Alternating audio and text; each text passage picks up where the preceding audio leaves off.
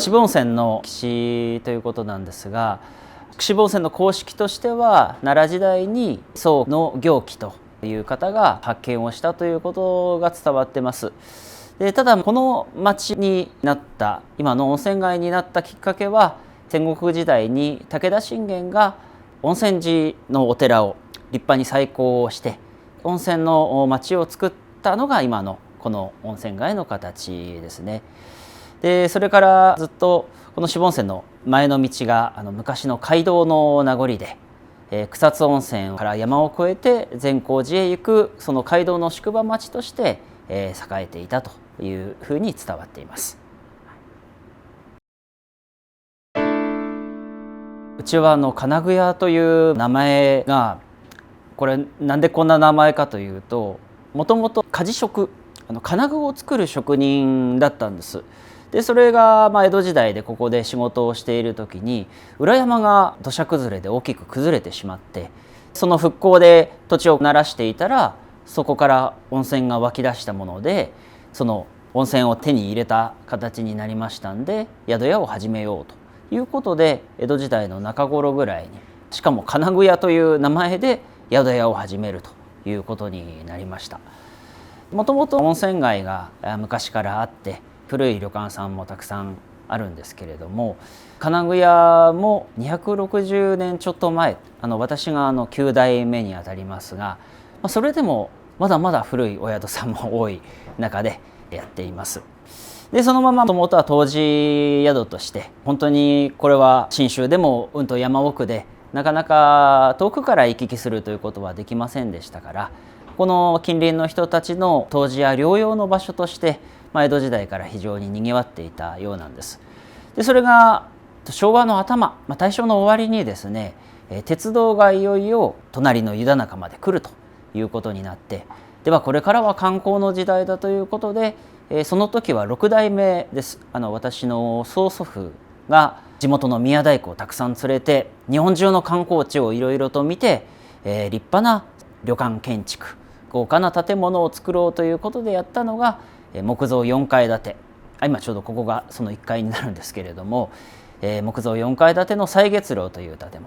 それと、巨大な木造の大広間とお風呂を作りまして、観光の方が来ても恥ずかしくないような立派な宿にしようというのが昭和の11年に完成をしました。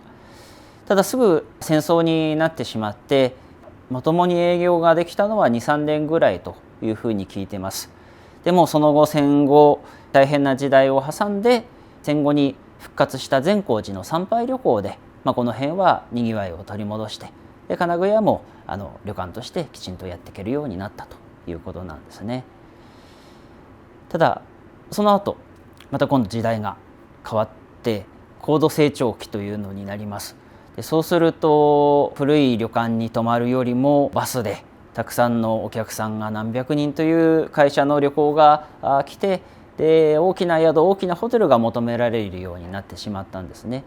で渋温泉はもう街中が非常にもう狭くてバスが入れませんから、そういったお客さんが取れなくて、で宿も大きくすることができなくて、昔のままの姿で残って、でその時は非常にやはり大変だった時代のようなんですね。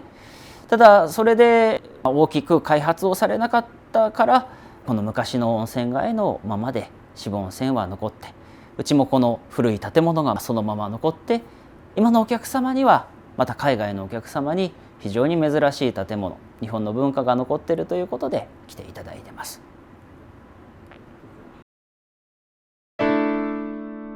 私が宿屋に入ったのが2001年で、大学終わってもうすぐ入ったんですけれども、ちょうどその時その年に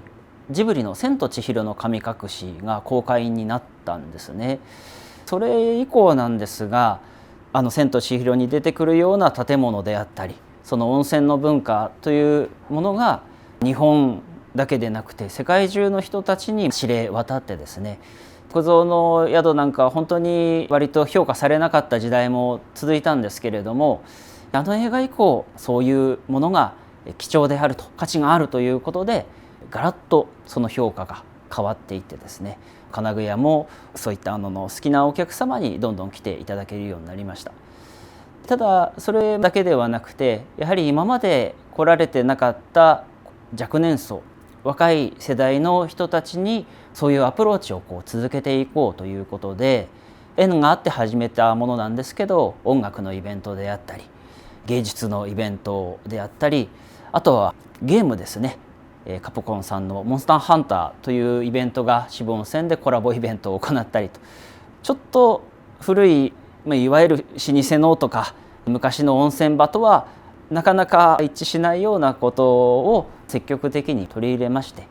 若い人たちにアプローチをして知ってもらって来てもらう。で来てもらうと非常に珍しいですからね、喜んでもらえるということで、10年ちょっとぐらいはそういったことが今のお客様、本当に若い方来ていただいてますので伝わってるかなというふうに思ってます。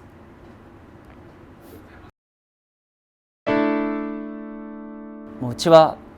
とにかく古い建物ですとか古い温泉の文化をそのまま残しているんですね。でこれは今の新しい施設とかに比べると不便であったり、ちょっと快適性が劣っていたりなんてこともあります。ただうちも渋という小さい町もそうなんですけれども、そういう昔の時代の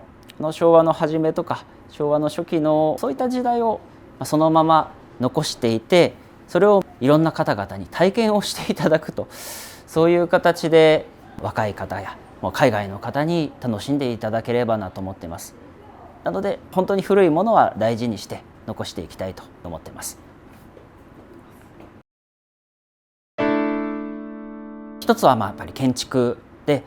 もう90年ぐらい前になるんですけど、その時の宮大工さんが腕を振るった作りがそのまま残ってます。でもう一つは温泉で、本当に源泉、お湯が沸いたのをそのままを使った